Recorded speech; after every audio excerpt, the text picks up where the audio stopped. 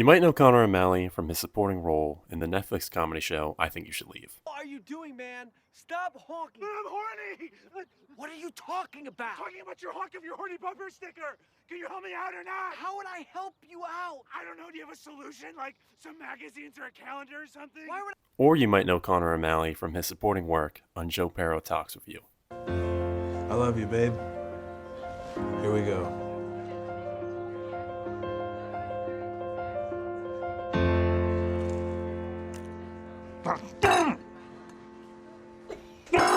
Calm down. What you might not know is that Conor O'Malley, comedian, writer, and actor, has released an impressive amount of work, which includes a short film, a stand-up special, and a feature film, all of which were released in 2024 on YouTube. What stands out to me personally about his work is his willingness to portray the worst person in any given scene. In his short film Corey's, O'Malley plays Corey, a man undergoing a midlife crisis while watching his wife shop for their infant son in a Target. He watches a TikTok of a man who looks exactly like him, named Corey, living a life filled with drugs and hookers in Las Vegas. Prime Corey seeks out his alter ego, and what follows is the Substance-like body horror, but for boomer men. In his stand-up special, Stand-Up Solutions, Conor O'Malley plays the character Richard Eagleton, an entrepreneur pitching his AI stand-up comedian who will be the future of comedy. O'Malley then pitches the product, a pre-recorded projected image of a poorly photoshopped robot, then performs an increasingly offensive routine before being cut off by Eagleton. All right, ladies and gentlemen, put your hands together for the world's first artificial intelligence stand-up comedian that is powered by 5G! Ladies and gentlemen, put your hands together for Ken! All right, hey guys, what's going on? My name is Ken, and I'm the world's first AI-powered stand-up comedian. Now, I know what you're thinking. How could a computer do comedy? Well, don't worry, I have plenty to work with because my motherboard is Jewish.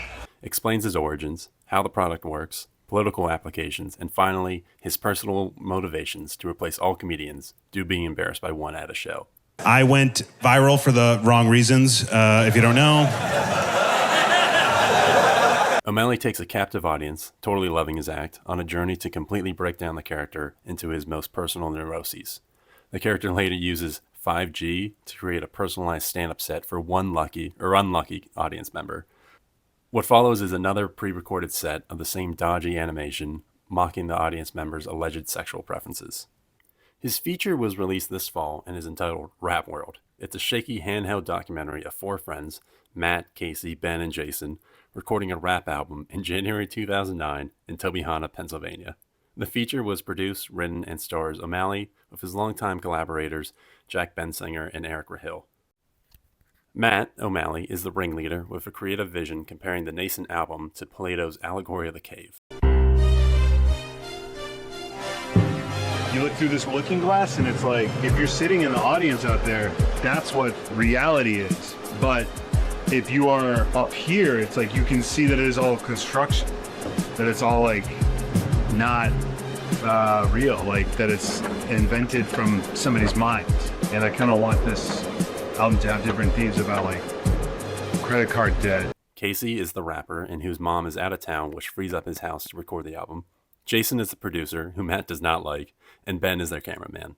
All the actors are playing down their ages, which adds to this bizarro journey watching these grown men complain about their families, girls, and financial troubles caused by the 2008 financial crisis. The characters begin late, quickly lose focus, buy weed, attend a party where O'Malley's character is revealed to be a dad neglecting his son to record an album. My sister literally took off work to take care of your kid. Literally, you have no idea what's going on. We're just stopping by. We are working on it. We just are about to leave right now. We just got here. How long have they been here? You are not God. You are not my father. You are not the president. You cannot judge me. I'll let Kelsey judge you when I tell her that you were lying. Don't fucking hey! In all of these projects, O'Malley plays the same character. At the beginning of the story, he's an angry white man, dissatisfied with his life.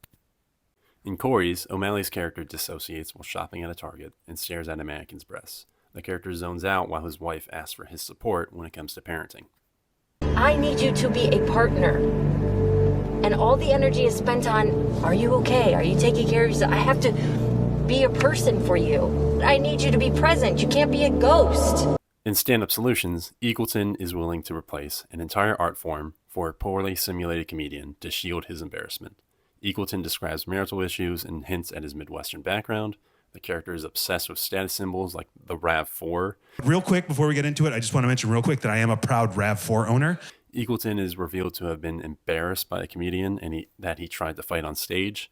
The character also has a child who lives full-time with their mother. In Rap World, Matt works at a movie theater but has aspirations of being a musician. It quickly becomes apparent Matt takes no practical steps to achieving this goal and frequently finds excuses to avoid his responsibilities and his dreams. The character has a difficult relationship with the mother of his child, and Matt is also revealed to be about 10 to 12 years older than Casey, Ben, and Jason, with Matt being in his 30s and the other three just entering their 20s. These are our prime creative years, you know what I mean? And like, I mean, for you guys, but like, I'm like 32, like, I gotta like get my fucking shit together. And what do these men do with their rage? They take it out on others.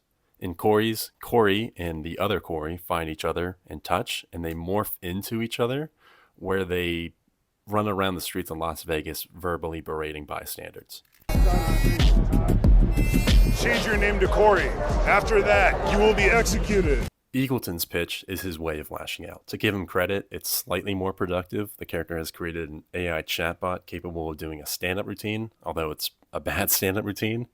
In a way, O'Malley is kind of doing a one-man play. Because he's playing a character giving the pitch, everything the character does isn't funny to the character. The character doesn't know he's telling jokes. The character thinks he's pitching a product. The character is constantly yelling and harassing members of the audience throughout the play. You see that Top Gun movie? Yeah? Did you see that Top Gun movie? Yeah? Yeah, did you? Did you? How'd they get them planes so fast, huh? Huh? A group of 30 people in the Silicon Valley went ahead and made a geopolitical decision that affects over 2 billion people with no political oversight. Yes! In Rap World, Matt is also actually trying to do something with his anger. He's making music. Unfortunately, he doesn't have the skills or discipline to do so. He becomes much more angry and aggressive as the night goes on and little progress has been made. Matt is neglectful and often displays rage to the women in his life, his sister and his ex-girlfriend. Matt and his sister clash when she calls him for a ride. He refuses to even acquiesce to her request to watch her enter their home. Fucking with this attitude, like you're I don't have an attitude. I just got off work. I don't know what the fuck you're even talking about. Okay, work at Walgreens is not actually work. You just sit there all day. What do you do? You don't do anything. What the fuck are you talking about? What are you talking about? You owe me money. You need to.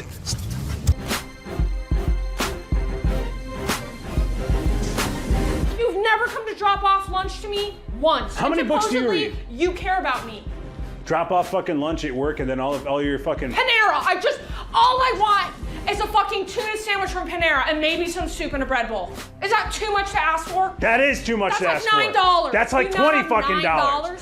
Later in the movie, it's revealed he told his ex he couldn't watch his kid due to work. He's caught at a party by his ex-wife's sister, and a screaming match occurs. Oh my god! Oh my god!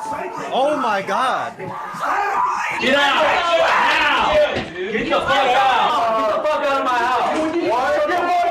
You're fucking Jason! There's a lot of commonalities between these characters. So first thing, the characters all live in suburban areas. Of course, Rap World takes place in Tobyhanna, Pennsylvania, a real town that he actually visited to film at. The closest major city to Tobyhanna, Pennsylvania is probably Scranton. Eagleton is from Des Plaines, Illinois, which he takes a lot of pride in and calls himself as part of the Chicagoland. Corey doesn't really have a known city. Judging from the Target, car, and home, he likely lives in the suburbs of a major metropolitan area. Could be Las Vegas, seeing since he was able to get there easily. All of the characters use technology as an escape. Corey scrolls on social media at night, Eagleton created an AI, and Matt mooches off his buddy's camera and recording equipment to make music. All of them use it as a means to escape. Who is Conor O'Malley making fun of here? Well, these are white men living in suburbia. They're fathers to very young children and are already disengaged at best and neglectful at worst. They lash out at their surroundings and only somewhat take accountability. None of them have good relationships with the women in their lives. I swear to fucking God. I swear to fucking God. I will fucking beat the shit out of you. I do not care. In any court of law, they'll say that's okay. It's okay to fucking beat the shit out of his sister, especially. This is my neighbor. She's kind enough to pose for this photograph. None of them go to therapy, and I get the impression they would scoff at the idea. These men are enthralled with online life instead of the real life. And I would argue they are on their way to being radicalized if they aren't already. So what's the joke, right? The protagonists are spiteful and lazy. The protagonists have no outlet for their emotions and make asses of themselves. The characters demand attention from themselves, but are also unequipped to handle the spotlight. These are pathetic men, and Conor O'Malley points it out. And Conor O'Malley laughs at them. He finds the dark humor in men taking their anger out on others. Is it dark humor? Kinda. It's certainly not traditional. It's uneasy watching Matt and his friends play with guns on their camera. It's kind of funny watching him get into a yelling match with his ex until he realizes this sort of thing happens in real life and often gets violent. All of the characters sort of go on these verbal tirades against bystanders or the women in their lives. I want to compare Conor O'Malley to another comedian, Matt Rife. In 2023, Matt Rife released a similar volume of work, including 4 stand-up specials, the last of which, Natural Selection, was released in November 2023. He opened the special with a joke about domestic violence. The joke relies on the assumption that the speaker will side with the victim, and then the reveal is the speaker doesn't, and then sort of blames the woman. If you compare this punchline to the way some of Conor O'Malley's characters react to women, it's very clear that Conor O'Malley is making fun of the man in these scenarios, right? These men are being loud, obnoxious. They're getting in both the audience's face and their partner's face. They're being aggressive, and they're also just kind of flailing around. And while they are dangerous, it is also comical in a very uneasy way. Conor O'Malley always puts himself as not just the butt of the joke, but also the worst person in the room. Conor O'Malley also had a small supporting role in the movie I Saw the TV Glow, directed by Jane Schoenburn. The film is about Justice Smith exploring their gender identity through an allegory of an in-movie TV show. O'Malley plays his kind of asshole, bro-y type boss that offers very little comfort in masculinity and proceeds to misgender Justice Smith's character at a very pivotal time in their transition. We're supposed to laugh at his characters and not with him. These characters are responsible for their lives, and they spiral out of control shockingly fast. These are men that have quite a lot in life, albeit they do have some difficulties, and they really can't effectively cope with adverse events, right? These men hold their friends and audiences at their chaotic whims. These are the type of men drawn to AI because they can't be bothered to learn a skill. Oftentimes, these men are dangerous to their friends and bystanders. The results of their actions are dark, but Conor O'Malley kind of finds the humor in making fun of that. It's dark and off-putting, but hilarious in almost a scary way. There is some sympathy afforded to the protagonists. As we watch these characters emotionally contort themselves, there is some growth, and it is entertaining.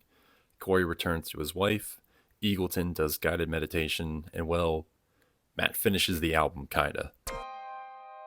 Do you have something to say for when you're crazy, rich, and famous? Try to remember these times, man, because they actually were pretty fucking... Some of the best nights of my life were being had in parking lots.